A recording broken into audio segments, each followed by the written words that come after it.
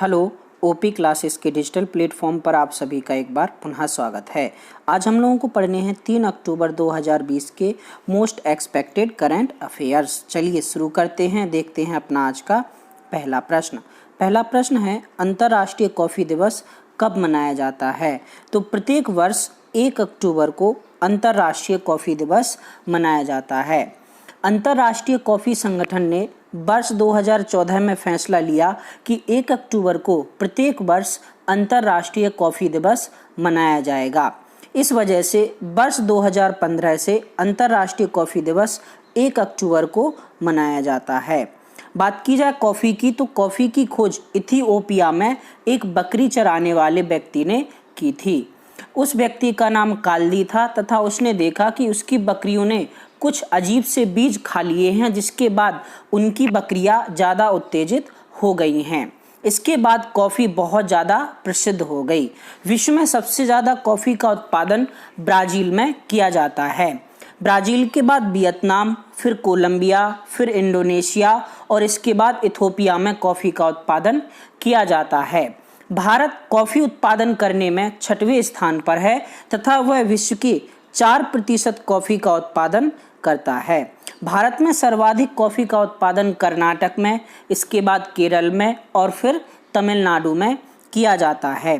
भारत में रोबस्टा तथा अरेबिका 2 प्रकार की कॉफ़ी का उत्पादन बहुत बड़ी मात्रा में किया जाता है। भारत में उत्पादित कॉफ़ी बहुत ही अच्छे प्रकार की मानी जाती है, क्योंकि भारत की कॉफ़ी हमेशा छाया में उगाई जाती है। बात की जाए अंतर्राष्ट्रीय कॉफ़ी संगठन की, तो इसकी स्थापना वर्ष 1963 में लंदन में हुई थी। चलिए देखते हैं हमारा आज का अगला दूसरा प्रश्न है, किस देश के शासक शेख सबाह अल अहमद का निधन हो गया है? तो हाल ही में कुवैत के शासक शेख सबाह अल अहमद का निधन हो गया है। शेख सबाह अल अहमद का निधन अमेरिका में हो गया है। वे 91 वर्ष के थे। उन्होंने अपना उत्तराधिकारी अपने चचेरे भाई शेख नवाह अल अहमद अल सबाह को घोषित किया था।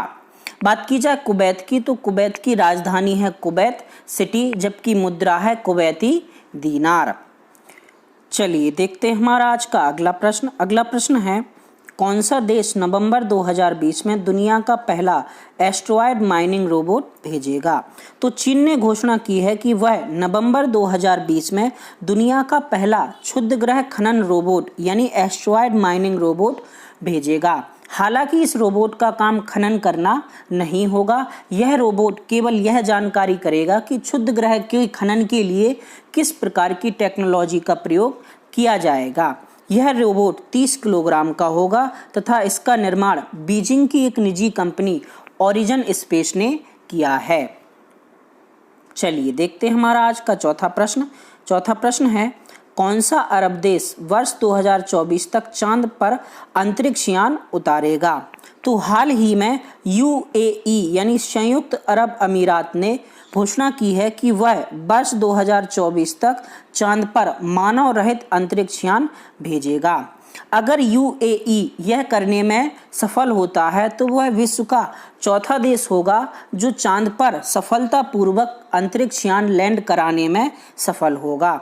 इसके पहले अमेरिका, रूस और चीन अपने यान चंद्रमा पर भेज चुके हैं। भारत ने अभी हाल ही में चंद्रमा पर रोवर भेजने का प्रयास किया था, जिसमें वह असफल रहा है। यूएई इस चंद्र रोवर का नाम राशिद रखने की बात कर रहा है। बात की जाए यूएई की, तो यूएई की राजधानी है Abu Dhabi.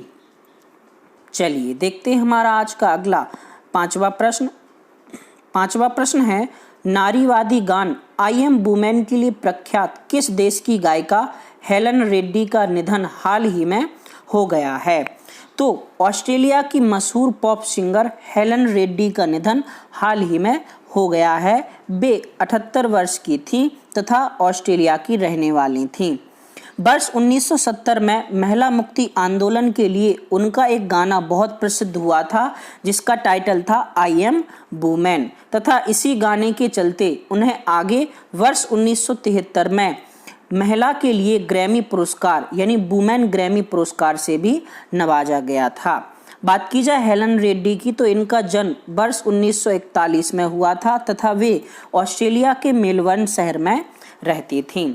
I am women के अलावा हेलन रेड्डी के कई और गाने बहुत ज़्यादा प्रसिद्ध हुए थे, जिनमें इनका पहला हिट सॉन्ग था I don't know how to love him. इसके बाद क्रेजी लव, डेल्टा डॉन तथा एनजी बेबी इनके प्रसिद्ध गानों में से प्रमुख थे। चलिए देखते हैं हमारा आज का अगला प्रश्न। अगला प्रश्न है, किस भारतीय अभिनेता को यूएनडीपी ने स्पेशल ह्यूमैनिटेरियन एक्शन अवार्ड से सम्मानित किया है? तो हाल ही में अभिनेता सोनू सूद को यूएनडीपी यानी यूनाइटेड नेशन डेवलपमेंट प्रोग्राम संयुक्त राष्ट्र विकास कार्यक्रम ने निस्वार्थ सेवा तथा लाखों प्रवासियों को घर पहुंचाने के लिए किए गए सोनू के कार्यों के लिए उन्हें स्पेशल ह्यूमैनिटेरियन एक्शन अवार्ड से सम्मानित किया है। बात की जाए सोनू सूद की तो इनका जन्म 30 जुलाई 1973 को पंजाब में हुआ था तथा वे हिंदी, तेलुगु, तमिल तथा कन्नड़ फिल्मों के अभिनेता हैं। सोनू सूद ने कोरोना काल के दौरान बहुत से लोगों को घर पहुंचाने के लिए निःशुल्क बस सेवा उपलब्ध कराई थी। बात की जाए यूएनडीपी की तो यह एक संयुक्त राष्ट्र का कार्यक्रम है। संयुक्त राष्ट्र विकास कार्यक्रम की स्थापना वर्ष 1965 से मानी जाती है। चलिए देखते हैं हमारा आज का अगला सातवां प्रश्न। सातवां प्रश्न है, किस राज्य के टूरिज्म ने पाटा ग्रैंड अवार्ड 2020 जीता है?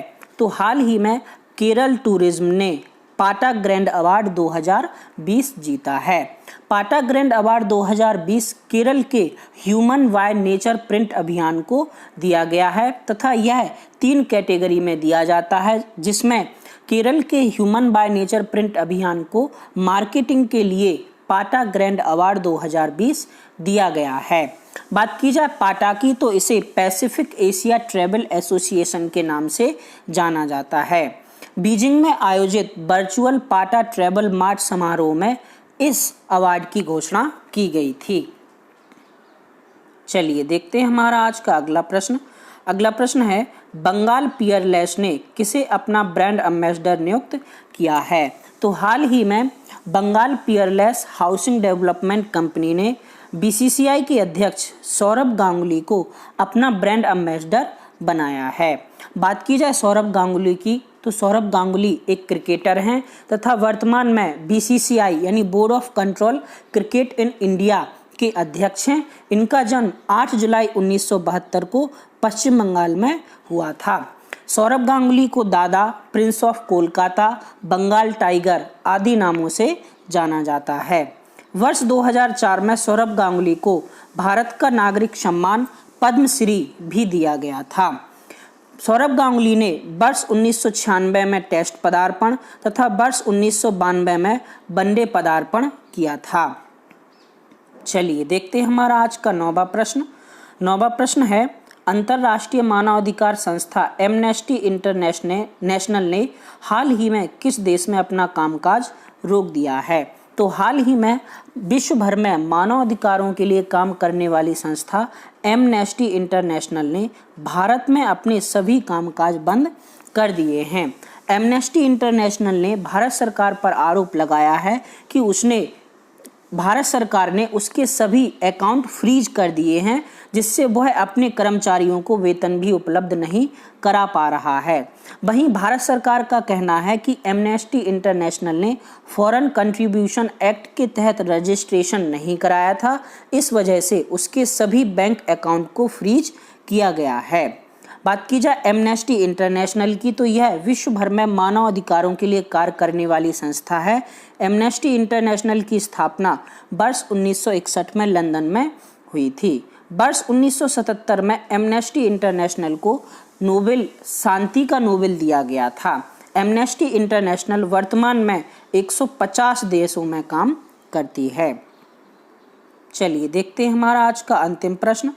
अंतिम प्रश्न है, कौन सा बैंक कर्नाटक में स्वच्छता साक्षरता अभियान शुरू करेगा?